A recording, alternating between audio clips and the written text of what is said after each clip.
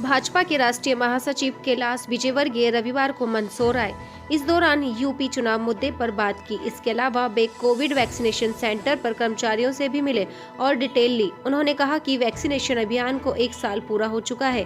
भारत में कोरोना की तीसरी लहर जरूर आई है, लेकिन इससे ज्यादा लोग प्रभावित नहीं हो रहे हैं।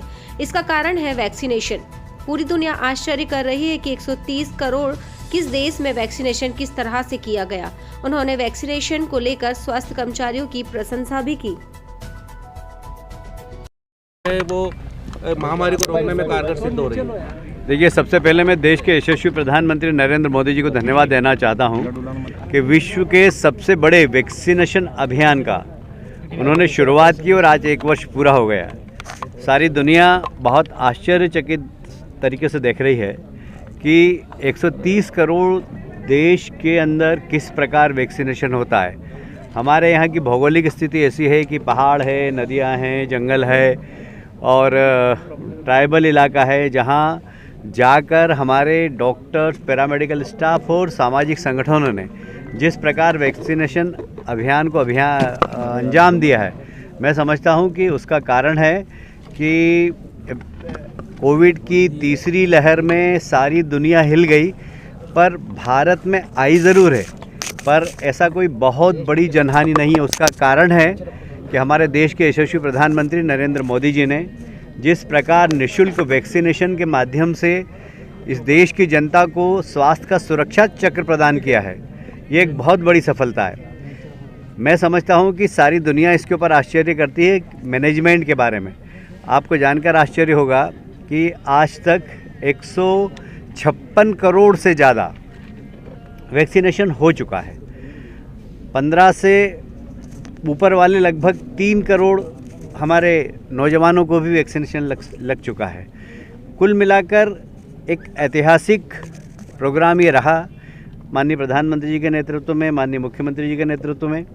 और मैं समझ सकता हूं कि देश की जनता की इस प्रकार उन्होंने चिंता करती है, जैसे पेरेंट्स चिंता करते हैं, जैसे माँ चिंता करती है, जैसे पिता चिंता करते हैं, ऐसे हमारे देश के प्रधानमंत्री ने हमारे देश की जनता की चिंता की है। मैं उनको तो धन्यवाद दूंगा ही, पर साथ ही मेडिकल के हमारे डॉक्टर्स, पैरामेडिकल स्टाफ, फिर सामाजिक संगठन और देश के अंदर एकमात्र राजनीतिक दल भारतीय जनता पार्टी, जिनके कार्यकर्ताओं ने भी जाकर गांव-गांव में इस वैक्सीनेशन अभियान को की सफलता में बहुत महत्वपूर्ण भूमिका अदा की है। तो मैं जेपी नड्डा जी को भी धन्यवाद देना चाहता हूं, भारतीय जनता पार्टी के राष्ट्रीय अध्यक्ष, जिन्होंने भारतीय जनता पार्टी में ही एक स्वास्थ्य सेल बनाया है। और हमने टारगेट किया था कि 2 लाख कार्यकर्ता हम खड़े करेंगे, किंतु 4 लाख से ज़्यादा कार्यकर्ता सारे देश में हेल्थ वर्कर के रूप में काम कर रहे हैं। तो ये एक बहुत बड़ा अभियान था, सफल अभियान है।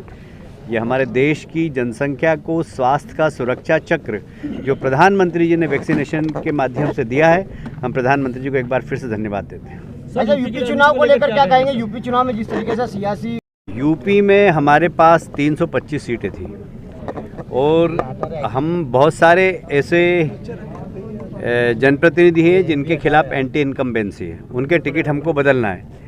जिनके टिकट बदलना है उनको पहले से अंदाज लग रहा है, वो छोड़ के जा रहे हैं, पर उससे भारतीय जनता पार्टी कोई फ़र्क नहीं पड़ेगा, क्योंकि अगर उनको हम टिकट देते हैं तो हम हारते हैं, वो छोड़ के चले गए, इसलिए भारतीय जनता पार्टी को फ़ायदा ही है। तो हमें कोई नुकसान नहीं है, हमारी सरकार बनेगी, 300 से ज़्यादा हम सीट जीतेंगे और एक बार फिर मैं भारतीय जनता पार्टी का परचम उत्तर प्रदेश में लहराएगा। मुलायम सिंह के घर में भी तोड़फोड़ हो रही है, भाजपा की ओर से खबर आ रही है कि उनके घर में उनकी छोटी बहू को भाजपा में ले रहे हैं। देखिए, अभी तो ये मैंने भी अखबारों के माध्यम से सुना है, क्योंकि मैं प्रत्यक्ष उत्तर प्रदेश को नहीं देख रहा हूँ, इसलिए मैं इसके बारे में कोई अधिकृत बयान नहीं कर सकता।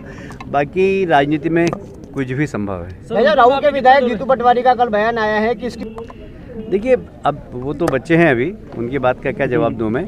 शायद उन्होंने देश की राजनीति का इतिहास नहीं पढ़ा है कि पूरी की पूरी हरियाणा के अंदर भजन मंडली कांग्रेस में चली गई थी, तो भजन लाल जी के नेतृत्व में पूरी मंडली भजन फ्रंट लाइन थी सारे समाचार पत्रों में कि पूरी भजन मंडली कांग्रेस में। तो दल बदल की शुरुआत किसने की, राजनीति को प्रदूषित इस देश के अंदर किसने किया, सब जानते हैं। सर, यूपी में आपका कितना दौरा रहेंगे, किस तरह से? मैं यूपी अभी 2 बार होकर आया, उत्तराखंड भी होकर आया हूँ और अभी गोवा जाना है। मैं एक तरीके से पार्टी की ओर से जो भी ट्रबल शूटिंग का काम है वो कर रहा हूँ। प्रियंका गांधी का एक स्लोगन आया है कि नारी देखिए उनका नारा कहाँ पर क्या होता है ये पता नहीं, पर ये बात सही है कि राजस्थान में एक बालिका के साथ रेप हुआ, कांग्रेस की सरकार है, उसके ऊपर सोनिया जी एक शब्द नहीं बोलती। यदि लड़ सकती है तो वहाँ जाकर लड़े हूँ। Thank you. रिपोर्ट ने मामले उसकी रेप की पुष्टि सब्सक्राइब करें माय यूट्यूब चैनल जनमत न्यूज मंसूर ताकि आपको मिल सके लेटेस्ट अपडेट। साथ ही बेल आइकॉन दबाना ना भूलें। खबर चाहे राजनीति की हो या हो सामाजिक या हो घटना दुर्घटना की, बात चाहे भ्रष्टाचार की हो या जनता से जुड़े मुद्दे की हो या हो कानून व्यवस्था की, हम बात करेंगे आपके शहर की। मंदसौर जिले की हर खबर सिर्फ जनमत न्यूज पर। देखिए जनमत न्यूज की ये सनसनीखेज खबरें।